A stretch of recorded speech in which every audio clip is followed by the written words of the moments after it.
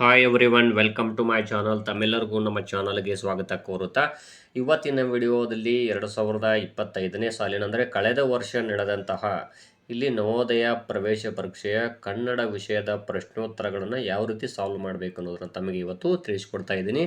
ಇದು ಮಾದರಿಗಾಗಿ ಮಾತ್ರ ತಮಗೆ, ಯಾಕಂದರೆ ಇನ್ನೇನು ಕೆಲವೇ ದಿನಗಳಲ್ಲಿ ನವೋದಯ ಪ್ರವೇಶ ಪರೀಕ್ಷೆ ಇರುವುದರಿಂದಾಗಿ ಕನ್ನಡ ವಿಷಯದಲ್ಲಿ ತಾವು ಹೆಚ್ಚು ಅಂಕಗಳನ್ನು ಗಳಿಸಬೇಕು ಅಂದರೆ ಇವತ್ತು ನಾನು ತಿಳಿಸಿಕೊಡುತ್ತಿರುವಂತಹ ಮಾದರಿಯನ್ನು ತಾವು ಫಾಲೋ ಮಾಡಿ, ಆಗ ತಮಗೆ ಹೆಚ್ಚು ಅಂಕಗಳನ್ನು ಗಳಿಸಲಿಕ್ಕೆ ಸಾಧ್ಯ ಆಗುತ್ತೆ. ಏನು ಅಂದರೆ ಇಲ್ಲಿ ಕೊಟ್ಟಿರುವಂತಹ ಒಂದು ಗದ್ಯ ಭಾಗವನ್ನು ಮೊದಲು ತಾವು ಸರಿಯಾಗಿ ಓದ್ಕೋಬೇಕು. ತದನಂತರ ಕೊಟ್ಟಿರುವಂತಹ ಪ್ರಶ್ನೆಗಳಿಗೆ ನೀಟಾಗಿ ನಿಧಾನವಾಗಿ ವಿಚಾರ ಮಾಡಿ ಆನ್ಸರನ್ನು ತಾವು ಮಾಡಬೇಕಾಗುತ್ತೆ. ಹಾಗಾದರೆ ನೋಡೋಣ. ಮೊದಲಿಗೆ ನೋಡ್ಬೋದು, ಇಲ್ಲಿ ವಾಕ್ಯ ವೃಂದ ಅಂದರೆ ಭಾಷಾ ಪರೀಕ್ಷೆ ಸಂಬಂಧಪಟ್ಟಂತೆ ವಿಭಾಗ 3ರಲ್ಲಿ ಒಟ್ಟು 4 ಪ್ಯಾರಾಗ್ರಾಫ್ಗಳಿವೆ. ಅಂದರೆ 4 ಪ್ರಶ್ನೋತ್ತರಗಳಿಗೆ ಸಂಬಂಧಪಟ್ಟಂತೆ 4 ಪ್ಯಾರಾಗ್ರಾಫ್ಗಳನ್ನು ಕೊಡಲಾಗಿದೆ. ಹಾಗಾದರೆ ಮೊದಲೇ ನೋಡೋಣ. ವಾಕ್ಯ ವೃಂದ 1ಕ್ಕೆ ಸಂಬಂಧಪಟ್ಟ ಹಾಗೆ, ರೋಬೋಟ್ ಒಂದು ವಿಶೇಷ ಯಂತ್ರವಾಗಿದೆ. ಅದು ಕಂಪ್ಯೂಟರ್ನ ನಿರ್ದೇಶನದ ಮೇರೆಗೆ ಚಲಿಸುತ್ತದೆ ಮತ್ತು ಕಾರ್ಯನಿರ್ವಹಿಸುತ್ತದೆ. ಅದು ಒಂದು ಯಂತ್ರವಾಗಿರುವುದರಿಂದ ತಪ್ಪುಗಳನ್ನು ಮಾಡುವುದಿಲ್ಲ ಮತ್ತು ಅದು ಆಯಾಸಗೊಳ್ಳುವುದಿಲ್ಲ. ಅದು ಯಾವಾಗಲೂ ದೂರುವುದಿಲ್ಲ. ರೋಬೋಟ್ಗಳು ನಮ್ಮ ಸುತ್ತಮುತ್ತಲುಗಳಲ್ಲೂ ಇವೆ. ಕೆಲವು ರೋಬೋಟ್ಗಳು ಉಪಕರಣಗಳನ್ನು ನಿರ್ಮಿಸುತ್ತವೆ. ಉದಾಹರಣೆಗೆ, ರೋಬೋಟ್ಗಳು ಕಾರುಗಳ ನಿರ್ಮಾಣದಲ್ಲಿ ನೆರವಾಗುತ್ತವೆ. ಕೆಲವು ರೋಬೋಟ್ಗಳು ಅಪಾಯಕಾರಿ ಸ್ಥಳಗಳ ಸಂಶೋಧನೆಗಳಲ್ಲಿ ನೆರವಾಗುತ್ತವೆ. ಉದಾಹರಣೆಗೆ, ಜ್ವಾಲಾಮುಖಿಗಳು. ಕೆಲವು ರೋಬೋಟ್ಗಳು ಮನೆಗಳ ಶುದ್ಧೀಕರಣದಲ್ಲಿ ನೆರವಾಗುತ್ತವೆ. ಕೆಲವು ರೋಬೋಟ್ಗಳು ಶಬ್ದಗಳನ್ನು ಗ್ರಹಿಸಲು ನೆರವಾಗುತ್ತವೆ. ಅವು ಟೆಲಿಫೋನ್ ಕಾಲುಗಳಿಗೆ ಉತ್ತರಿಸಲು ಸಹಾಯಕವಾಗಿರುತ್ತವೆ. ಕೆಲವು ರೋಬೋಟ್ಗಳು ನೋಡಲು ಮನುಷ್ಯರಂತೆ ಇರುತ್ತವೆ. ಬಹುಪಾಲು ರೋಬೋಟ್ಗಳು ನೋಡಲು ಯಂತ್ರಗಳಂತೆಯೇ ಕಾಣಿಸುತ್ತವೆ. ಇನ್ನು ಮೊದಲನೇ ಪ್ರಶ್ನೆ, ಆಯಾಸ ಎಂಬುದರ ಸಮಾನಾರ್ಥಕ ಶಬ್ದ. ನೋಡಿ, ಇಲ್ಲಿ ಆಯಾಸ ಎನ್ನುವಂಥ ಈ ಪದಕ್ಕೆ ಇಲ್ಲಿ ಸಮಾನಾರ್ಥಕ ಪದ ಈ ಪ್ಯಾರಾಗ್ರಾಫ್ದಲ್ಲಿ ಇರುವುದಿಲ್ಲ. ತಾವು ಹಾಗಾಗಿ ಇಲ್ಲಿ ಹೆಚ್ಚು ಕನ್ನಡ ವ್ಯಾಕರಣವನ್ನಾಗಿರ್ಬೋದು ಅಥವಾ 5ನೇ ತರಗತಿ ಮಟ್ಟದಲ್ಲಿ ಬಂದಿರುವಂತಹ ಸಮಾನಾರ್ಥಕ ಪದಗಳು, ಪಾಠದ ಅಂತ್ಯದಲ್ಲಿ ಬಂದಿರುವಂತಹ ಪದಗಳ ಅರ್ಥಗಳನ್ನು ತಾವು ಅಭ್ಯಾಸ ಮಾಡಿದ್ದಲ್ಲಿ ಇವುಗಳ ಅರ್ಥವನ್ನು ತಾವು ತಿಳ್ಕೋಬಹುದು. ಇಲ್ಲಿ ನೋಡ್ಬೋದು, ಆಯಾಸ ಅಂದರೆ ಸುಸ್ತು ಅಂತ ಹೇಳ್ತೀವಿ. ಹಾಗಾದರೆ ಇಲ್ಲಿ ಆಯಾಸ ಎಂಬುದರ ಸಮಾನಾರ್ಥಕ ಶಬ್ದ ಇಲ್ಲಿ ಅನ್ವೇಷಣೆ, ಸುಸ್ತು, ನಿರ್ವಾತ, ಅಪಾಯಕಾರಿ ಅಂತ ಇದೆ. ಇಲ್ಲಿ ನೋಡ್ಬೋದು, ಇಲ್ಲಿ ಆಯಾಸ ಅಂದಾಗ ಅದು ಅನ್ವೇಷಣೆ ಅಂತ ಅರ್ಥ ಆಗುವುದಿಲ್ಲ. ಅನ್ವೇಷಣೆ ಅಂದರೆ ಹುಡುಕು ಅಂತ ಅರ್ಥ ಆಗುತ್ತೆ. ಇಲ್ಲಿ ಅದು ಆಗುವುದಿಲ್ಲ. ನಿರ್ವಾತ ಅಂದರೆ ಇಲ್ಲಿ ಗಾಳಿ ಇಲ್ಲದ ಇರುವಂತಹ ಜಾಗ. ಅಪಾಯಕಾರಿ ಕೂಡ ಅಲ್ಲ. ಸೊ ಇಲ್ಲಿ ಆನ್ಸರ್ ಯಾವುದಾಗುತ್ತೆ? ಸುಸ್ತು ಅಂತ ಆಗುತ್ತದೆ. ಇನ್ನು ರೋಬೋಟ್ಗಳು ತಪ್ಪುಗಳನ್ನು ಮಾಡುವುದಿಲ್ಲ. ಏಕೆಂದರೆ ಇಲ್ಲಿ ಆಪ್ಷನ್ಸ್ಗಳನ್ನು ನೋಡ್ಬೋದು. ಅವು ಯಂತ್ರಗಳು, ಕಂಪ್ಯೂಟರ್ ನಿರ್ದೇಶನದಂತೆ ಅವು ಕಾರ್ಯನಿರ್ವಹಿಸುತ್ತವೆ. ನೋಡಲು ಅವು ಮನುಷ್ಯರಂತಿರುತ್ತವೆ. ಅವು ಆಯಾಸಗೊಳ್ಳುವುದಿಲ್ಲ. ಇಲ್ಲಿ ರೋಬೋಟ್ಗಳು ಏಕೆ ತಪ್ಪು ಮಾಡುವುದಿಲ್ಲ ಅನ್ನೋದ್ರ ಬಗ್ಗೆ ಪ್ಯಾರಾಗ್ರಾಫ್ ನೋಡ್ತಾ ಹೋಗೋಣ.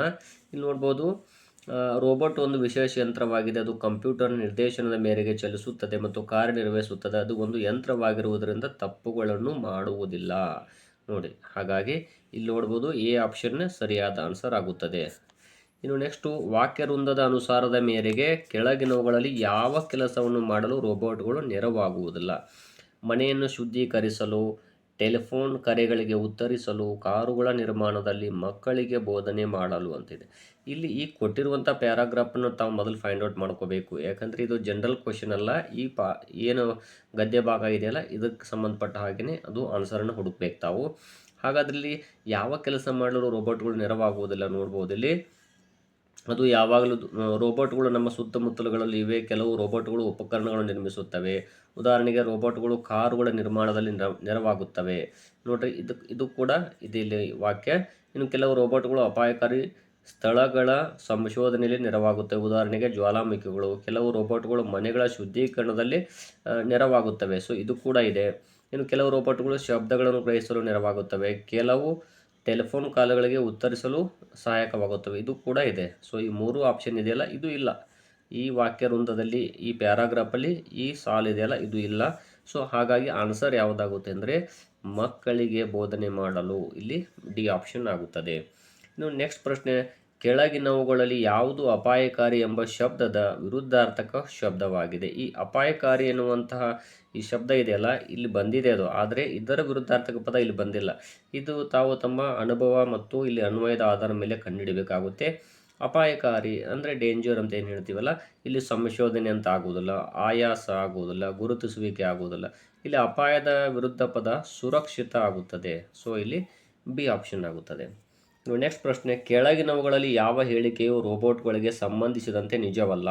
ಇಲ್ಲಿ ಆಪ್ಷನ್ಸ್ಗಳು: ಬಹುಪಾಲು ರೋಬೋಟ್ಗಳು ನೋಡಲು ಯಂತ್ರಗಳಂತೆ ಇರುತ್ತವೆ, ರೋಬೋಟ್ಗಳು ತಪ್ಪುಗಳನ್ನು ಮಾಡುವುದಿಲ್ಲ, ರೋಬೋಟ್ಗಳು ಬಹು ಉಪಯುಕ್ತವಾದವು, ಬಹುಪಾಲು ರೋಬೋಟ್ಗಳು ನೋಡಲು ಮನುಷ್ಯರಂತೆ ಇರುತ್ತವೆ. ಇಲ್ಲಿ ರೋಬೋಟ್ಗಳಿಗೆ ಸಂಬಂಧಿಸಿದಂತೆ ನಿಜವಲ್ಲ ಅಂತ ಹೇಳಿದ್ದಾರೆ. ಈ ವಾಕ್ಯಗಳಲ್ಲಿ ಯಾವುದು ಸಂಬಂಧಿಸಿದ್ದು ನಿಜ ಅಲ್ಲ ಅಂದರೆ ಬಹುಪಾಲು ರೋಬೋಟ್ಗಳು ನೋಡಲು ಯಂತ್ರಗಳಂತೆ ಇರುತ್ತವೆ, ರೋಬೋಟ್ಗಳು ತಪ್ಪುಗಳನ್ನು ಮಾಡುವುದಿಲ್ಲ. ಇಲ್ಲಿ ನೋಡ್ಬೋದು, ಈ ವಾಕ್ಯ ಪ್ಯಾರಾಗ್ರಾಫ್ ನೋಡ್ತಾ ಹೋಗಿ ಇಲ್ಲಿ ತಪ್ಪುಗಳನ್ನು ಮಾಡುವುದಿಲ್ಲ ಅಂತ ಇದೆ. ಹಾಗಾಗಿ ಇದು ವಾಕ್ಯದಲ್ಲಿ ಈ ಬಿ ಆಪ್ಷನ್ ಆಗುವುದಿಲ್ಲ. ನೆಕ್ಸ್ಟ್, ರೋಬೋಟ್ಗಳು ಬಹು ಉಪಯುಕ್ತವಾಗುವುದು, ಓಕೆ, ಇದು ಕೂಡ ಅಲ್ಲ. ಬಹುಪಾಲು ರೋಬೋಟ್ಗಳು ನೋಡಲು ಮನುಷ್ಯರಂತೆ ಇರುತ್ತವೆ ಅಂತ ಕೊಟ್ಟಿದ್ದಾರೆ. ಇಲ್ಲಿ ನೋಡ್ಬೋದು, ಇವು ಯಾವಾಗಲೂ ರೋಬೋಟ್ಗಳು ನಮ್ಮ ಸುತ್ತಮುತ್ತಲೂ ಇರ್ತವೆ. ಅದೇ ರೀತಿಯಾಗಿ ಕೆಲವು ರೋಬೋಟ್ಗಳು ಉಪಕರಣ ನಿರ್ಮಿಸುತ್ತವೆ. ಉದಾಹರಣೆಗೆ ರೋಬೋಟ್ಗಳು ಕಾರುಗಳ ನಿರ್ಮಾಣದಲ್ಲಿ ನೆರವಾಗುತ್ತವೆ. ಕೆಲವು ರೋಬೋಟ್ಗಳು ಅಪಾಯಕರ ಸ್ಥಳಗಳಲ್ಲಿ ಸಂಶೋಧನೆಗಳಲ್ಲಿ ನೆರವಾಗುತ್ತದೆ. ಕೆಲವು ರೋಬೋಟ್ಗಳು ಏನಂದರೆ ಇಲ್ಲಿ ಮನೆಗಳ ಶುದ್ಧೀಕರಣದಲ್ಲಿ ನೆರವಾಗುತ್ತವೆ. ಕೆಲವು ರೋಬೋಟ್ಗಳು ಶಬ್ದಗಳನ್ನು ಗ್ರಹಿಸಲು ನೆರವಾಗುತ್ತವೆ. ಅವು ಟೆಲಿಫೋನ್ ಕಾಲ್ಗಳಿಗೆ ಉತ್ತರಿಸಲು ಸಹಾಯಕವಾಗಿರುತ್ತವೆ. ಕೆಲವು ರೋಬೋಟ್ಗಳು ನೋಡಲು ಮನುಷ್ಯರಂತೆ ಇರುತ್ತವೆ ಅಂತ ಹೇಳಿದ್ದಾರೆ, ನೋಡ್ಬೋದು. ಹಾಗಾಗಿ ಇದು ಕೂಡ ಆನ್ಸರ್ ಆಗುವುದಿಲ್ಲ. ಹಾಗಾದರೆ ಆಗುವುದು ಯಾವುದು ಇವಾಗ? ಎ ಆನ್ಸರ್ ಆಗುತ್ತದೆ. ಬಹುಪಾಲು ರೋಬೋಟ್ಗಳು ನೋಡಲು ಯಂತ್ರಗಳಂತೆ ಇರುತ್ತವೆ ಅಂತಿದೆಯಲ್ಲ, ಇದು ವಾಕ್ಯ ರೋಬೋಟ್ಗಳಿಗೆ ಸಂಬಂಧಿಸಿದ್ದಲ್ಲ. ಸೊ ಹಾಗಾಗಿ ಇಲ್ಲಿ 65ನೇ ಪ್ರಶ್ನೆ ಆನ್ಸರ್ ಯಾವುದಾಯಿತು? ಇಲ್ಲಿ ಎ ಆಯಿತು. ಇನ್ನು ನೆಕ್ಸ್ಟ್ ನೋಡೋಣ, ವಾಕ್ಯ ವೃಂದ 2. ಇಲ್ಲಿ ನೋಡ್ಬೋದು, ವಾಕ್ಯ ವೃಂದ 2 ಏನಿದೆ ಅಂದರೆ, ಬಂಗಾರದ ಹದ್ದನ್ನು ಅದರ ಗಾಢ ಕಂದು ಬಣ್ಣದ ನೋಡ್ಬೋದು ಪುಕ್ಕಗಳು ಹಾಗೂ ಬಂಗಾರದ ಗರಿಗಳ ಮೂಲಕ ಸುಲಭವಾಗಿ ಕಂಡುಹಿಡಿಯಬಹುದು. ಬೆಳೆದ ಮೇಲೆ ಹೆಣ್ಣು ಹದ್ದುಗಳು ನೋಡಲು ಗಂಡು ಹದ್ದುಗಳ ಹಾಗೆಯೇ ಕಾಣಿಸಿದರೂ ಅವುಗಳಿಗಿಂತ ದೊಡ್ಡದಾಗಿರುತ್ತವೆ. ಈ ಬಂಗಾರದ ಪಕ್ಷಿಯು ಉತ್ತರದ ಗೋಳಾರ್ಧದ ತೆರೆದ ಬಯಲಿನಲ್ಲಿ ವಾಸಿಸುತ್ತದೆ. ಇದು ಕಡಿದಾದ ಬಂಡೆಗಳಲ್ಲಿ ತನ್ನ ಗೂಡನ್ನು ಕಟ್ಟಿಕೊಳ್ಳುತ್ತದೆ. ಬಂಗಾರದ ಹದ್ದು ಅತ್ಯಂತ ಮೇಲೆ ಹಾರುವುದರಲ್ಲಿ ನೈಪುಣ್ಯವನ್ನು ಹೊಂದಿದೆ. ತನ್ನ ವಿಶಾಲವಾದ ರೆಕ್ಕೆಗಳನ್ನು ಬಡಿಯುತ್ತಾ ಇದು ಮೇಲೆ ಮೇಲೆ ಹಾರುವುದನ್ನು ನೋಡುವುದೇ ಒಂದು ಸುಂದರವಾದ ದೃಶ್ಯ. ಇದು ಹೀಗೆ ತುಂಬ ಮೇಲೇರಿ ಬಿಸಿ ಗಾಳಿ ಆವರಿಸಿರುವ ಪ್ರದೇಶವನ್ನು ತಲುಪುತ್ತದೆ. ಆ ಬಿಸಿ ಗಾಳಿಯ ಸಹಾಯದಿಂದ ರೆಕ್ಕೆಗಳನ್ನು ಬಡಿಯದೆಯೇ ಅದು ಇನ್ನೂ ಮೇಲೆ ಸಾಗುತ್ತದೆ. ಇನ್ನು ಪ್ರಶ್ನೆಗಳನ್ನು ನೋಡೋಣ ಈಗ. ಬಂಗಾರದ ಹದ್ದುಗಳು ಕಾಣಿಸುವುದು. ಇಲ್ಲಿ ಆಪ್ಷನ್ ಎ ಕಡಿಮೆ ಗಾಳಿ ಬೀಸುವ ಮತ್ತು ಬಿಸಿ ವಾತಾವರಣದಲ್ಲಿ, ಕಟ್ಟಡಗಳು ಇರುವೆಡೆಗಳಲ್ಲಿ, ದಕ್ಷಿಣ ಗೋಳಾರ್ಧದಲ್ಲಿ, ಉತ್ತರ ಗೋಳಾರ್ಧದಲ್ಲಿ ಅಂತಿದೆ. ಹಾಗಾದ್ರೆ ಇಲ್ಲಿ ನೋಡ್ಬೋದು, ವಾಕ್ಯ ವೃಂದವನ್ನು ಇಲ್ಲಿ ಪ್ಯಾರಾಗ್ರಾಫನ್ನು ನೋಡ್ತಾ ಹೋಗೋಣ. ಮೊದಲು, ಬಂಗಾರದ ಹದ್ದನ್ನು ಅದರ ಗಾಢ ಕಂದು ಬಣ್ಣದ ಪುಕ್ಕಗಳು ಮತ್ತು ಬಂಗಾರದ ಗರಿಗಳ ಮೂಲಕ ಸುಲಭವಾಗಿ ಕಂಡುಹಿಡಿಯಬಹುದು. ಬೆಳೆದ ಮೇಲೆ ಹೆಣ್ಣು ಹದ್ದುಗಳು ನೋಡಲು ಗಂಡು ಹದ್ದುಗಳ ಹಾಗೆಯೇ ಕಾಣಿಸಿದರೂ ಅವುಗಳಿಗಿಂತ ದೊಡ್ಡದಾಗಿರುತ್ತವೆ. ಈ ಬಂಗಾರದ ಪಕ್ಷಿಯು ಉತ್ತರ ಗೋಳಾರ್ಧದ ತೆರೆದ ಬಯಲಿನಲ್ಲಿ ವಾಸಿಸುತ್ತದೆ. ನೋಡ್ರಿ, ಹಾಗಾದರೆ ಕಾಣುವುದು ಎಲ್ಲಿ ಅಂದರೆ ಇದು ಉತ್ತರ ಗೋಳಾರ್ಧದಲ್ಲಿ. ಸೊ ಆಪ್ಷನ್ಸ್ಗಳನ್ನು ನೋಡಿದಾಗ ಇಲ್ಲಿ ಯಾವುದು ಆಯಿತು? ಇಲ್ಲಿ ಡಿ ಆಪ್ಷನ್ ಆಯಿತು. ಇನ್ನು ನೆಕ್ಸ್ಟ್ ನೋಡೋಣ. ಇಲ್ಲಿ ನೋಡ್ತಾ ಹೋಗುವ ತಾವು ಕೂಡ 67ನೇ ಪ್ರಶ್ನೆ ನೋಡ್ಬೋದು. 67ನೇ ಪ್ರಶ್ನೆಯಲ್ಲಿ ಬಂಗಾರದ ಹೆಣ್ಣು ಹದ್ದು ನೋಡಿ, ಇಲ್ಲಿ ಬಂಗಾರದ ಹೆಣ್ಣು ಹದ್ದು ಭಿನ್ನತೆಯನ್ನು ಹೊಂದಿರುವುದು ತನ್ನ, ಇಲ್ಲಿ ಆಪ್ಷನ್ಸ್ಗಳು: ಎ ಗಾಢ ಬಣ್ಣದ ಪುಕ್ಕಗಳಿಂದ, ಹೊಳೆಯುವ ರೆಕ್ಕೆಗಳಿಂದ, ಗಾಢ ಬಣ್ಣದ ಪುಕ್ಕಗಳಿಂದ ಮತ್ತು ದೊಡ್ಡ ಆಕಾರದಿಂದ. ಅಂದರೆ ಬಂಗಾರದ ಹೆಣ್ಣು ಹದ್ದು ಭಿನ್ನತೆಯನ್ನು ಹೊಂದಿರುವುದು ಹೇಗೆ ಅಂತ ಕೊಟ್ಟಿದ್ದಾರೆ. ಇಲ್ಲಿ ನೋಡೋಣ ಪ್ಯಾರಾಗ್ರಾಫನ್ನು. ಇಲ್ಲಿ ಓಕೆ, ಇಲ್ಲಿ ಈ ಬಂಗಾರದ ಪಕ್ಷಿಯು ಉತ್ತರ ಗೋಳಾರ್ಧದ ತೆರೆದ ಬಯಲಿನಲ್ಲಿ ವಾಸಿಸುತ್ತದೆ. ಇದು ಕಡಿದಾದ ಬಂಡೆಗಳಲ್ಲಿ ತನ್ನ ಗೂಡನ್ನು ಕಟ್ಟಿಕೊಳ್ಳುತ್ತದೆ. ಬಂಗಾರದ ಹದ್ದು ಅತ್ಯಂತ ಮೇಲೆ ಹಾರುವುದರಲ್ಲಿ ನೈಪುಣ್ಯವನ್ನು ಹೊಂದಿದೆ. ತನ್ನ ವಿಶಾಲವಾದ ರೆಕ್ಕೆಗಳನ್ನು ಬಡಿಯುತ್ತಾ ಇದು ಮೇಲೆ ಮೇಲೆ ಹಾರುವುದನ್ನು ನೋಡುವುದೇ ಒಂದು ಸುಂದರವಾದ ದೃಶ್ಯ. ನೋಡ್ಬೋದು, ಇಲ್ಲಿ ಇದು ಹೀಗೆ ತುಂಬ ಮೇಲೇರಿ ಬಿಸಿ ಗಾಳಿ ಆವರಿಸುವ ಪ್ರದೇಶವನ್ನು ತಲುಪುತ್ತದೆ. ಆ ಬಿಸಿ ಗಾಳಿಯ ಸಹಾಯದಿಂದ ರೆಕ್ಕೆಗಳನ್ನು ಬಡಿಯದೆಯೇ ಅದು ಇನ್ನೂ ಮೇಲೆ ಸಾಗುತ್ತದೆ ಅಂತ ಹೇಳಿದ್ದಾರೆ. ಇಲ್ಲಿ ತನ್ನ ಹದ್ದು ಅಂದರೆ ಬಂಗಾರದ ಹೆಣ್ಣು ಹದ್ದು ಭಿನ್ನತೆಯನ್ನು ಹೊಂದಿರುವುದು ಹೇಗೆ ಅಂತ ಕೇಳಿದ್ದಾರೆ ಅವರು. ಇಲ್ಲಿ ಮೊದಲನೇ ಪ್ಯಾರಾಗ್ರಾಫದಲ್ಲಿ ಇಲ್ಲಿ ನೋಡ್ಬೋದು, ಬಂಗಾರದ ಹದ್ದನ್ನು ಅದರ ಗಾಢ ಕಂದು ಬಣ್ಣದ ಪುಕ್ಕಗಳು ಮತ್ತು ಬಂಗಾರದ ಗರಿಗಳ ಮೂಲಕ ಸುಲಭವಾಗಿ ಕಂಡುಹಿಡಿಯಬಹುದು. ಬೆಳೆದ ಮೇಲೆ ಹೆಣ್ಣು ಹದ್ದುಗಳು ನೋಡಲು ಗಂಡು ಹದ್ದುಗಳಿಗೆ ಕಾಣಿಸಿದರೂ ಅವುಗಳಿಗಿಂತ ದೊಡ್ಡದಾಗಿರುತ್ತವೆ. ಇಲ್ಲಿ ಇಷ್ಟನ್ನು ನೋಡಿದಾಗ ಇಲ್ಲಿ ವಿಶಾಲವಾದ ರೆಕ್ಕೆಗಳನ್ನು ಬಡಿಯುತ್ತಾ ಅದು ಮೇಲೆ ಮೇಲೆ ಹಾರುವುದನ್ನು ನೋಡುವುದೇ ಒಂದು ಸುಂದರವಾದ ದೃಶ್ಯ ಅಂತ ಹೇಳಿದ್ದಾರೆ.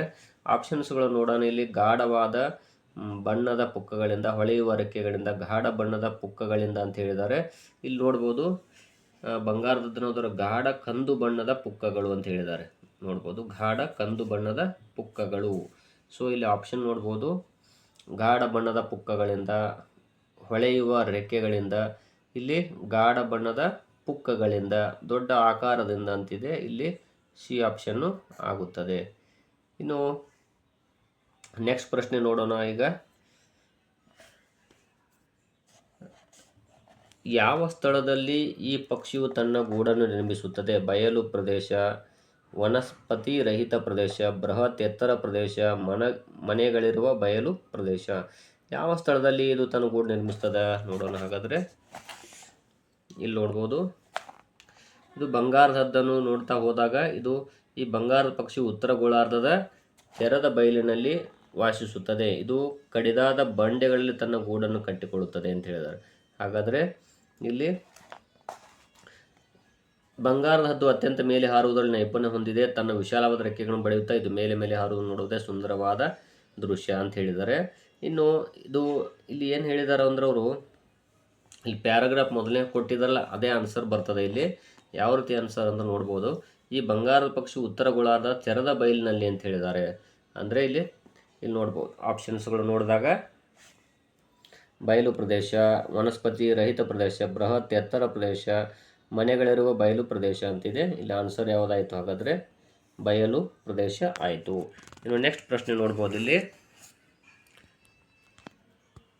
ಗಂಭೀರ ಪದದ ಸಮಾನಾರ್ಥಕ ಪದ ಯಾವುದು?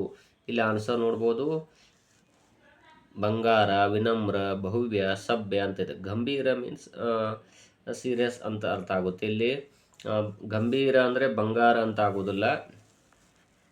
ನೆಕ್ಸ್ಟು ವಿನಮ್ರ ಆಗುವುದಿಲ್ಲ. ಇಲ್ಲಿ ಗಂಭೀರ ಪದದ ಸಮಾನಾರ್ಥಕ ಪದ ನಾನು ಆಗಲೇ ಹೇಳಿದಾಗೆ ಇಲ್ಲಿ ಬಂಗಾರ ಆಗುವುದಿಲ್ಲ, ವಿನಮ್ರ ಆಗುವುದಿಲ್ಲ ಮತ್ತು ಸಭ್ಯ ಕೂಡ ಆಗುವುದಿಲ್ಲ. ಇಲ್ಲಿ ಭವ್ಯ ಆಗುತ್ತದೆ. ಇನ್ನು ಕೆಳಗಿನವುಗಳಲ್ಲಿ ವಿಶಾಲ ಪದದ ವಿರುದ್ಧವಲ್ಲದ ಪದ ಯಾವುದು? ಅಪೋಸಿಟ್ ವರ್ಡ್ ಯಾವುದಲ್ಲ ಅನ್ನೋದನ್ನು ಕಂಡುಹಿಡಿಬೇಕು. ವಿಶಾಲ ಅಂದರೆ ಬಹಳ ಲಾಂಗ್ ಅಂತ ಹೇಳ್ತೀವಿ. ಹಾಗಾದರೆ ಅದರ ವಿರುದ್ಧ ಪದ ವಲ್ಲದ ಅಂತ ಕೇಳಿದ್ದಾರೆ ಅವರು. ವಿಶಾಲ ಅಂದಾಗ ಗಿಡ್ಡ, ಭಾರರಹಿತ, ವಿಸ್ತೃತ, ಚಿಕ್ಕ ಅಂತಿದೆ. ಇಲ್ಲಿ ಚಿಕ್ಕ ಅಂದರೆ ಇದು ವಿಶಾಲ ಪದದ ವಿರುದ್ಧ ಪದ ಆಗ್ಬೋದು. ಗಿಡ್ಡ ಕೂಡ ವಿಶಾಲ ಪದದ ವಿರುದ್ಧ ಪದ ಆಗ್ಬೋದು. ಭಾರರಹಿತನೂ ಆಗ್ಬೋದು. ಆದರೆ ವಿಸ್ತೃತ ಅಂದರೆ ಇದೊಂದು ಈಕ್ವಲ್ ಪದ ಅಥವಾ ಸಮಾನಾರ್ಥಕ ಪದ ಆಗುತ್ತೆ. ಇದಕ್ಕೆ ವಿಶಾಲ ಪದದ ವಿರುದ್ಧವಲ್ಲದ ಪದ ವಿಸ್ತೃತ ಆಗುತ್ತದೆ. ಇನ್ನು ನೆಕ್ಸ್ಟ್ ಪ್ಯಾರಾಗ್ರಾಫ್ ನೋಡೋಣ. ವಾಕ್ಯ ವೃಂದ 3. ಮಾನವ ನಿರ್ಮಿತ ವಸ್ತುಗಳಲ್ಲಿ ದೀರ್ಘಕಾಲ ಉಳಿಯುವಂತಹವು ಪುಸ್ತಕಗಳು. ದೇವಾಲಯಗಳು ನಾಶವಾಗಬಹುದು, ಚಿತ್ರಗಳು ಮತ್ತು ಶಿಲ್ಪಗಳು ಹಾಳಾಗಬಹುದು, ಆದರೆ ಪುಸ್ತಕಗಳು ಮಾತ್ರ ದೀರ್ಘಕಾಲ ಇರುತ್ತವೆ. ಕೃತಿಕಾರನ ಮನಸ್ಸಿನಲ್ಲಿ ಮೂಡುವ ಹೊಸ ಚಿಂತನೆಗಳು ಎಂದಿಗೂ ಹಾಳಾಗದೆ ಪುಸ್ತಕಗಳಲ್ಲಿ ಹಾಗೆಯೇ ಉಳಿದುಕೊಳ್ಳುತ್ತವೆ. ಈ ಚಿಂತನೆಗಳು ಮುದ್ರಿತ ಹಾಳೆಗಳ ಮೂಲಕ ಮಾತನಾಡುತ್ತವೆ. ಕಾಲದ ಮಹಿಮೆ ಏನೆಂದರೆ ಸದ್ಯಕ್ಕೆ ಅನುಚಿತವೆನಿಸುವ ವಸ್ತುಗಳೆಲ್ಲ ಕಾಲಗರ್ಭದಲ್ಲಿ ಮರೆಯಾಗಿ ಹೋಗುತ್ತವೆ. ಸಾಹಿತ್ಯದಲ್ಲಿ ಒಳ್ಳೆಯದಲ್ಲದ ಯಾವುದೂ ತುಂಬ ದಿನ ಉಳಿಯುವುದಿಲ್ಲ. ಒಳ್ಳೆಯ ಪುಸ್ತಕಗಳು ಮಾನವ ಜೀವಿತದ ವಿವಿಧ ಹಂತಗಳಲ್ಲಿ ನೆರವಾಗುತ್ತವೆ. ಜಗತ್ತು ಪುಸ್ತಕಗಳನ್ನು ಅತ್ಯಂತ ಎಚ್ಚರಿಕೆಯಿಂದ ಕಾಪಾಡುವುದರಲ್ಲಿ ಆಶ್ಚರ್ಯವೇನಿಲ್ಲ ಅಂತ ಹೇಳಿದ್ದಾರೆ. ಇನ್ನು ಮಾನವ ನಿರ್ಮಿತ ಮೊದಲನೇ ಪ್ರಶ್ನೆ ನೋಡೋಣ. ಈ ಪ್ಯಾರಾಗ್ರಾಫನ್ನು ಓದ್ಕೊಂಡ ಮೇಲೆ ಮಾನವ ನಿರ್ಮಿತ ವಸ್ತುಗಳಲ್ಲಿ ಪುಸ್ತಕಗಳು ಅತ್ಯಂತ ಅಂತ ಕೊಟ್ಟಿದ್ದಾರೆ. ಇಲ್ಲಿ ನೋಡಬಹುದು ಮಾನವ ನಿರ್ಮಿತ ವಸ್ತುಗಳಲ್ಲಿ ದೀರ್ಘಕಾಲ ಉಳಿಯುವಂಥವು ಪುಸ್ತಕಗಳು ಅಂತ ಹೇಳಿದ್ದಾರೆ. ಇಲ್ಲಿ ಆಪ್ಷನ್ಸ್ಗಳು ಎಚ್ಚರಿಕೆಯ, ಅನುಪಯುಕ್ತವಾದ, ಸಮಯ ಹಾಳು ಮಾಡುವ ಅಂತ ಇದೆ. ಹಾಗಾದರೆ ಇಲ್ಲಿ ನೆಕ್ಸ್ಟ್ ನೋಡ್ಬೋದು,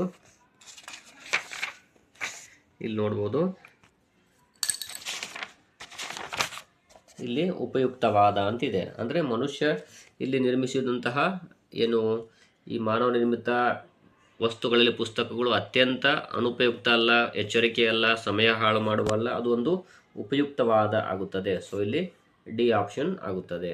ಇನ್ನು ನೆಕ್ಸ್ಟ್ ಪ್ರಶ್ನೆ ನೋಡೋಣ. ಇಲ್ಲಿ ನೋಡ್ಬೋದು, ಒಳ್ಳೆಯ ಪುಸ್ತಕಗಳು ಕಾಲಾನುಕಾಲವಾಗಿ ಇರುತ್ತವೆ. ಕಾರಣ ಅವುಗಳಲ್ಲಿ ಕೃತಿಕಾರನ ಮನಸ್ಸು, ಮಹತ್ವಪೂರ್ಣ ವಿಚಾರಗಳು, ಅನುಚಿತ ಸಂಗತಿಗಳು, ಮುದ್ರಿತ ಸಾಮಗ್ರಿ ಅಂತ ಹೇಳಿದ್ದಾರೆ. ಹಾಗಾದರೆ ನೋಡೋಣ, ಒಳ್ಳೆಯ ಪುಸ್ತಕಗಳು ಕಾಲಾನುಕಾಲವಾಗಿ ಇರುತ್ತವೆ. ಕಾರಣ ಅವುಗಳಲ್ಲಿ ಏನಿರ್ತದೆ ನೋಡ್ಬೋದು. ಇಲ್ಲಿ ನೋಡುವುದು, ಇಲ್ಲಿ ಚಿತ್ರಗಳು, ಶಿಲ್ಪಗಳು ಹಾಳಾಗಬಹುದು, ಆದರೆ ಪುಸ್ತಕಗಳು ಮಾತ್ರ ದೀರ್ಘಕಾಲ ಇರುತ್ತವೆ. ಯಾಕಂದರೆ ಕೃತಿಕಾರನ ಮನಸ್ಸಿನಲ್ಲಿ ಮೂಡುವ ಹೊಸ ಚಿಂತನೆಗಳು ಎಂದಿಗೂ ಹಾಳಾಗದೆ ಪುಸ್ತಕಗಳಲ್ಲಿ ಹಾಗೆ ಉಳಿದುಕೊಳ್ಳುತ್ತವೆ. ಸೊ ಇಲ್ಲಿ ಕೃತಿಕಾರನ ಕನಸು ಅಂತಲೂ ಆಗುತ್ತದೆ. ಸೊ ಇಲ್ಲಿ ನೋಡ್ಬೋದು, ಇಲ್ಲಿ ಆನ್ಸರ್ ಕೃತಿಕಾರನ ಮನಸ್ಸು ಆಗುತ್ತದೆ, ಎ ಆಪ್ಷನ್. ಕೆಳಗಿನವುಗಳಲ್ಲಿ ಅನುಚಿತ ಪದದ ಸಮಾನಾರ್ಥಕ ಪದ ಯಾವುದು? ಇಲ್ಲಿ ಅನುಚಿತ ಅಂದರೆ ನೋಡ್ಬೋದು ಅನಾರೋಗ್ಯ, ತಿಳಿಯದ, ಸರಿಯಾದ, ಅನುಪಯುಕ್ತ.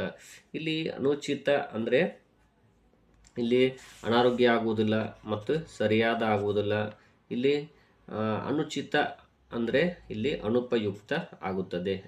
ಇಲ್ಲಿ ಜಗತ್ತು ಪುಸ್ತಕಗಳನ್ನು ಜಾಗರೂಕತೆಯಿಂದ ಸಂರಕ್ಷಿಸುತ್ತದೆ, ಏಕೆಂದರೆ ತರಬೇತಿ ನೀಡುತ್ತದೆ, ವಿವಿಧ ಕ್ಷೇತ್ರಗಳಲ್ಲಿ ನೆರವಾಗುತ್ತದೆ, ಕಾಲಾತೀತವಾದ ಮಾನವ ಪ್ರಯತ್ನದ ಸಂಭ್ರಮಾಚರಣೆ. ಇಲ್ಲಿ ಜಗತ್ತು ಪುಸ್ತಕಗಳನ್ನು ಜಾಗರೂಕತೆಯಿಂದ ಸಂರಕ್ಷಿಸುವ ಕಾರಣ ಇಲ್ಲಿ ತರಬೇತಿ ನೀಡುತ್ತದೆ ಆಗುವುದಿಲ್ಲ, ಕಾಲಾತೀತವಾದವಲ್ಲ, ಮಾನವ ಪ್ರಯತ್ನ ಅಲ್ಲ, ಇದು ವಿವಿಧ ಕ್ಷೇತ್ರಗಳಲ್ಲಿ ನೆರವಾಗುತ್ತದೆ ಪುಸ್ತಕಗಳು. ಆದ್ದರಿಂದಾಗಿ ಆ ಪುಸ್ತಕಗಳನ್ನು ಜಗತ್ತು ಸಂರಕ್ಷಿಸುತ್ತದೆ. ಇನ್ನು 75ನೇ ಪ್ರಶ್ನೆ, ಈ ವಾಕ್ಯ ವೃಂದದಲ್ಲಿರುವ ನಾಶವಾಗು ಎಂಬ ಪದದ ಪ್ರಯೋಗದ ಅರ್ಥ. ಇಲ್ಲಿ ಈ ನಾಶವಾಗುವುದರ ಅರ್ಥ ಏನು ಎಂದು ಕೇಳಿದರೆ, ಇಲ್ಲಿ ಹಾಳಾಗು, ವಿಸರ್ಜಿಸು, ಸ್ಥಳಾಂತರ, ಹೋಳಾಗಿಸು ಅಂತ ಇದೆ. ನಾಶವಾಗು ಅಂದರೆ ಇಲ್ಲಿ ಹಾಳಾಗುವಂಥ ಅರ್ಥವಾಗುತ್ತದೆ. ಸೊ ಇಲ್ಲಿ 75ನೇ ಪ್ರಶ್ನೆಗೆ ಎ ಆನ್ಸರ್ ಆಗುತ್ತದೆ. ಇನ್ನು ನೆಕ್ಸ್ಟ್ ಪ್ರಶ್ನೆ ನೋಡ್ಬೋದು, ವಾಕ್ಯದಿಂದ 4, ಎಲ್ಲ ಜೇಡಗಳು ಬಲೆ ಹಣಿಯುತ್ತವೆ. ಈ ಬಲೆಗಳು ಜೇಡಗಳಿಗೆ 3 ರೀತಿಯಲ್ಲಿ ಸಹಾಯಕವಾಗುತ್ತವೆ. ಇವು ಜೇಡಗಳ ಮೊಟ್ಟೆಗಳನ್ನು ಹಿಡಿದಿಟ್ಟುಕೊಳ್ಳುತ್ತವೆ, ಅಪಾಯದಿಂದ ರಕ್ಷಣೆ ಒದಗಿಸುತ್ತವೆ ಮತ್ತು ಆಹಾರವನ್ನು ಹಿಡಿದಿಟ್ಟುಕೊಳ್ಳಲು ನೆರವಾಗುತ್ತವೆ. ಬಹುಪಾಲು ಜೇಡಗಳು ಗಾಢ ಕಂದು, ಬೂದು ಅಥವಾ ಕಪ್ಪು ಬಣ್ಣದಲ್ಲಿರುತ್ತವೆ, ಆದರೆ ಅವುಗಳ ಬಲೆಗಳು ಬಿಳಿ ಅಥವಾ ಮುಸುಕು ಬಣ್ಣದಲ್ಲಿರುತ್ತವೆ. ಜೇಡ ತನ್ನ ಬಲೆಯೊಳಗೆ ಬಚ್ಚಿಟ್ಟುಕೊಂಡಿರುತ್ತದೆ, ಅದು ಅಲ್ಲಿಂದ ಯಾವುದನ್ನಾಗಲಿ ನೋಡುವುದು ಕಷ್ಟ. ಬಲೆಯು ಜೇಡ ತನ್ನ ಆಹಾರವನ್ನು ಹಿಡಿದಿಟ್ಟುಕೊಳ್ಳಲು ಸಹಾಯ ಮಾಡುತ್ತದೆ. ಜೇಡದ ಬಲೆಯು ಅಂಟಾಗಿರುತ್ತದೆ, ಕೀಟಗಳು ಬಲೆಯ ಬಳಿ ಹಾರಾಡುವಾಗ ಅದಕ್ಕೆ ಅಂಟಿಕೊಳ್ಳುತ್ತವೆ. ನೆಕ್ಸ್ಟು, ಅಲ್ಲಿಂದ ಬಿಡಿಸಿಕೊಳ್ಳಲು ಅವು ಹವಣಿಸುತ್ತಿವೆ, ಆದರೂ ಅವುಗಳಿಂದ ಅದು ಸಾಧ್ಯವಾಗುವುದಿಲ್ಲ. ಅವು ಸೆರೆಯಲ್ಲಿ ಸಿಕ್ಕಿ ಹಾಕಿಕೊಂಡಿರುತ್ತವೆ. ಸಿಲುಕಿಕೊಂಡ ಕೀಟವು ಹೊರಬರಲು ಹವಣಿಸುವಾಗ ಬಲೆಯು ಅಲುಗಾಡುತ್ತದೆ. ಇದರಿಂದ ಬಲೆಯೊಳಗೆ ಕೀಟ ಸಿಲುಕಿಕೊಂಡಿರುವುದನ್ನು ಜೇಡ ಗ್ರಹಿಸುತ್ತದೆ. ಹೀಗಾಗಿ ಬಲೆಗಳ ನೆರವಿಲ್ಲದೆ ಜೇಡ ಬದುಕಲು ಸಾಧ್ಯವಾಗುವುದಿಲ್ಲ. ಜೇಡದ ಅಸ್ತಿತ್ವಕ್ಕೆ ಬಲೆಯು ಅತಿ ಮುಖ್ಯವಾದ ಅಂಶವಾಗಿರುತ್ತದೆ. ಈ ವಾಕ್ಯವೃಂದಕ್ಕೆ ಸಂಬಂಧಪಟ್ಟಂತೆ ಜೇಡಗಳ ಬಲೆಯ ಮಹತ್ವಕ್ಕೆ, ಜೇಡಗಳಿಗೆ ಕೀಟ ಮುಖ್ಯ ಎಂಬುದಕ್ಕೆ, ಮೊಟ್ಟೆ ಇಡುವುದರ ಮಹತ್ವಕ್ಕೆ, ಜೇಡಗಳ ಸ್ವಭಾವಕ್ಕೆ ಅಂತಿದೆ ಅಲ್ಲ, ಇಲ್ಲಿ ವಾಕ್ಯ ಇರುವುದು ಯಾವುದ್ರ ಬಗ್ಗೆ ಅಂದರೆ ಜೇಡಗಳ ಬಲೆಯ ಮಹತ್ವದ ಬಗ್ಗೆನೇ ಇಲ್ಲಿ ಪ್ಯಾರಾಗ್ರಾಫ್ ಇದೆ ನೋಡ್ರಿ. ಬಲೆಯ ಬಗ್ಗೆನೇ ಇದೆ ಇದರಲ್ಲಿ. ಹಾಗಾಗಿ ಆನ್ಸರ್ ಯಾವುದಾಗುತ್ತೆ ಅಂದರೆ ಇಲ್ಲಿ ಮೊದಲನೇದು ಆಗುತ್ತದೆ. ಇನ್ನು ನೆಕ್ಸ್ಟ್, ಜೇಡರ ಬಲೆಗೆ ಸಂಬಂಧಿಸಿದಂತೆ ಇವುಗಳಲ್ಲಿ ಯಾವುದು ನಿಜವಲ್ಲ? ಅವು ಮೊಟ್ಟೆಗಳನ್ನು ಹಿಡಿದಿಟ್ಟುಕೊಳ್ಳುತ್ತವೆ, ಆಹಾರವನ್ನು ಹಿಡಿದುಕೊಳ್ಳುತ್ತವೆ, ಅವು ನೀರನ್ನು ಕಂಡು ಹಿಡಿಯುತ್ತವೆ, ಅವು ಶತ್ರುಗಳಿಂದ ರಕ್ಷಣೆ ನೀಡುತ್ತವೆ ಅಂತ ಹೇಳಿದ್ದಾರೆ. ಈಗ ಅದನ್ನು ನೋಡೋಣ. ಇಲ್ಲಿ ಏನು, ಅವು ಮೊದಲನೇದಾಗಿ ಅವು ಮೊಟ್ಟೆಗಳನ್ನು ಹಿಡಿದಿಟ್ಟುಕೊಳ್ಳುತ್ತವೆ, ಆಹಾರವನ್ನು ಹಿಡಿದಿಟ್ಟುಕೊಳ್ಳುತ್ತವೆ ಅಂತ ಹೇಳಿದ್ದಾರೆ. ನೋಡ್ಬೋದು, ಎಲ್ಲ ಜೇಡಗಳು ಬಲೆ ಹಣಿಯುತ್ತವೆ. ಈ ಬಲೆಗಳು ಜೇಡಗಳಿಗೆ 3 ರೀತಿಯಲ್ಲಿ ಸಹಾಯಕವಾಗುತ್ತವೆ. ಇವು ಜೇಡಗಳ ಮೊಟ್ಟೆಗಳನ್ನು ಹಿಡಿದಿಟ್ಟುಕೊಳ್ಳುತ್ತವೆ ಅಂತ ಹೇಳಿದ್ದಾರೆ. ಇದು ಕರೆಕ್ಟ್ ಆಗಿದೆ. ಇನ್ನು ಆಹಾರವನ್ನು ಹಿಡಿದಿಟ್ಟುಕೊಳ್ಳುತ್ತವೆ ಅಂತ ಕೇಳಿದರೆ, ಇವು ಕೂಡ ಇಲ್ಲಿ ನೋಡ್ಬೋದು, ಆಹಾರವನ್ನು ಹಿಡಿದಿಟ್ಟುಕೊಳ್ಳಲು ನೆರವಾಗುತ್ತದೆ. ಸೊ ಇದು ಕೂಡ ಇವು 2 ಆಪ್ಷನ್ ಆಗುವುದಿಲ್ಲ. ಅವು ನೀರನ್ನು ಕಂಡು ಹಿಡಿಯುತ್ತವೆ ನೋಡ್ಬೋದು ಇಲ್ಲಿ. ಇನ್ನು ನೆಕ್ಸ್ಟು, ಬಹುಪಾಲು ಜೇಡಗಳು ಗಾಢ ಕಂದು, ಬೂದು ಅಥವಾ ಕಪ್ಪು ಬಣ್ಣದಲ್ಲಿರುತ್ತವೆ, ಆದರೆ ಅವುಗಳ ಬಲೆಗಳು ಬಿಳಿ ಅಥವಾ ಮುಸುಕು ಬಣ್ಣದಲ್ಲಿರುತ್ತವೆ. ಜೇಡ ತನ್ನ ಬಲೆಯೊಳಗೆ ಬಚ್ಚಿಟ್ಟುಕೊಂಡಿರುತ್ತದೆ, ಅದು ಅಲ್ಲಿಂದ ಯಾವುದನ್ನಾಗಲಿ ನೋಡುವುದು ಕಷ್ಟ. ಬಲೆಯು ಜೇಡ ತನ್ನ ಆಹಾರವನ್ನು ಹಿಡಿದಿಟ್ಟುಕೊಳ್ಳಲು ಸಹಾಯ ಮಾಡುತ್ತದೆ. ಜೇಡದ ಬಲೆಯು ಅಂಟಾಗಿರುತ್ತದೆ, ಕೀಟಗಳು ಬಲೆಯ ಬಳಿ ಹಾರಾಡುವಾಗ ಅದಕ್ಕೆ ಅಂಟುಕೊಳ್ಳುತ್ತವೆ. ಇನ್ನು ಅಲ್ಲಿಂದ ಬಿಡಿಸಿಕೊಳ್ಳಲು ಹವಣಿಸುತ್ತವೆಯಾದರೂ ಅವುಗಳಿಂದ ಅದು ಸಾಧ್ಯವಾಗುವುದಿಲ್ಲ. ಅವು ಸೆರೆಯಲ್ಲಿ ಸಿಕ್ಕಿ ಹಾಕಿಕೊಂಡಿರುತ್ತವೆ. ಸಿಲುಕಿಕೊಂಡ ಕೀಟ ಹೊರಬರಲು ಹವಣಿಸುವಾಗ ಬಲೆಯು ಅಲುಗಾಡುತ್ತದೆ. ಇದರಿಂದ ಬಲೆಯೊಳಗೆ ಕೀಟ ಸಿಲುಕಿಕೊಂಡಿರುವುದನ್ನು ಜೇಡ ಗ್ರಹಿಸುತ್ತದೆ. ಹೀಗಾಗಿ ಬಲೆಗಳ ನೆರವಿಲ್ಲದೆ ಜೇಡ ಬದುಕಲು ಸಾಧ್ಯವಾಗುವುದಿಲ್ಲ ಅಂತ ಹೇಳಿದ್ದಾರೆ. ಇಲ್ಲಿ ನೋಡ್ಬೋದು, ಅವು ಶತ್ರುಗಳಿಂದ ರಕ್ಷಣೆ ನೀಡುತ್ತವೆ. ಇದು ಕರೆಕ್ಟ್ ಆಗಿದೆ, ಬಟ್ ಇದು ಈ ಆಪ್ಷನ್ ಇದೆಯಲ್ಲ, ಇದೇ ಸರಿಯಾದ ಉತ್ತರ ಆಗುತ್ತದೆ.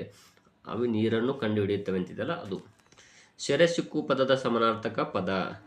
ಇಲ್ಲಿ ನೋಡ್ಬೋದು, ಬಚ್ಚಿಟ್ಟುಕೋ ಅಂತ ಆಗೋದಿಲ್ಲ, ಪಾರಾಗು ಆಗೋದಿಲ್ಲ, ಆಹಾರ ಆಗೋದಿಲ್ಲ, ಸಿಲುಕು ಆಗುತ್ತದೆ. ಸೆರೆ ಸಿಕ್ಕು ಅಂದರೆ ಸಿಕ್ಕಾಕೊಳ್ಳೋದು, ಸಿಲುಕು. ಸೊ ಇಲ್ಲಿ ಎ ಆಪ್ಷನ್ ಆಗುತ್ತದೆ. ಇಲ್ಲಿ ಬಲೆಯೊಳಗೆ ಏನು ಸಿಕ್ಕಿಕೊಂಡಿದೆ ಎಂಬುದನ್ನು ಜೇಡ ಹೇಗೆ ಗ್ರಹಿಸುತ್ತದೆ? ಆಲಿಸುವ ಮೂಲಕ, ವಾಸನೆಯನ್ನು ಗ್ರಹಿಸುವ ಮೂಲಕ, ಅನುಭವಿಸುವ ಮೂಲಕ, ರುಚಿ ನೋಡುವ ಮೂಲಕ. ಇಲ್ಲಿ ಆಪ್ಷನ್ಸ್ಗಳಲ್ಲಿ ರುಚಿ ನೋಡುವುದಾಗುವುದಿಲ್ಲ ಅಥವಾ ಆಲಿಸುವುದಾಗುವುದಿಲ್ಲ, ಇವೆರಡರಲ್ಲಿ ಒಂದಾಗುತ್ತೆ. ಆದರೆ ಇಲ್ಲಿ ನೋಡ್ಬೋದು, ಜೇಡ ತನ್ನ ಬಲೆಯೊಳಗೆ ಬಚ್ಚಿಟ್ಟುಕೊಂಡಿರುತ್ತದೆ, ಅಲ್ಲಿಂದ ಯಾವುದನ್ನಾಗಲಿ ನೋಡುವುದು ಕಷ್ಟ. ಬಲೆಯು ಜೇಡ ತನ್ನ ಆಹಾರವನ್ನು ಹಿಡಿದಿಟ್ಟುಕೊಳ್ಳಲು ಸಹಾಯ ಮಾಡುತ್ತದೆ. ಜೇಡದ ಬಲೆಯು ಅಂಟಾಗಿರುತ್ತದೆ, ಕೀಟಗಳು ಬಲೆಯ ಬಳಿ ಹಾರಾಡುವಾಗ ಅದಕ್ಕೆ ಅಂಟಿಕೊಳ್ಳುತ್ತವೆ. ನೀವು ನೆಕ್ಸ್ಟ್ ಇಲ್ಲಿ ನೋಡ್ಬೋದು, ಅಲ್ಲಿಂದ ಬಿಡಿಸಿಕೊಳ್ಳಲು ಹವಣಿಸುತ್ತವೆ, ಆದರೂ ಅವುಗಳಿಂದ ಅದು ಸಾಧ್ಯವಾಗುವುದಿಲ್ಲ. ಅವು ಸೆರೆಯಲ್ಲಿ ಸಿಕ್ಕಿ ಹಾಕಿಕೊಂಡಿರುತ್ತವೆ.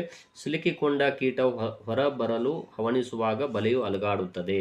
ಇದರಿಂದ ಬಲೆಯೊಳಗೆ ಕೀಟ ಸಿಲುಕಿಕೊಂಡಿರುವುದನ್ನು ಜೇಡ ಗ್ರಹಿಸುತ್ತದೆ. ಹೀಗಾಗಿ ಬಲೆಗಳ ನೆರವಿಲ್ಲದೆ ಜೇಡ ಬದುಕಲು ಸಾಧ್ಯವಾಗುವುದಿಲ್ಲ ಅಂತ ಹೇಳಿದ್ದಾರೆ. ಅಂದರೆ ಅದಕ್ಕೆ ಎಕ್ಸ್ಪೀರಿಯನ್ಸ್ ಆಗುತ್ತೆ. ಅಂದರೆ ಅದು ಈ ರೀತಿ ಸಿಲುಕು ಹಾಕ್ಕೊಂಡಿದೆ ಅಂಥೇಳಿ ಅದಕ್ಕೆ ಎಕ್ಸ್ಪೀರಿಯನ್ಸ್ ಆಗುತ್ತದೆ. ಆದ್ದರಿಂದ ಇಲ್ಲಿ ಆನ್ಸರ್ ಯಾವುದಾಗುತ್ತೆ ಅಂದರೆ ಬಲೆಯೊಳಗೆ ಏನು ಸಿಕ್ಕಿಕೊಂಡಿದೆ ಎಂಬುದನ್ನು ಜೇಡ ಹೇಗೆ ಗ್ರಹಿಸುತ್ತದೆ ಅಂದರೆ ಇಲ್ಲಿ ಅನುಭವಿಸುವ ಮೂಲಕ ಆಗುತ್ತದೆ.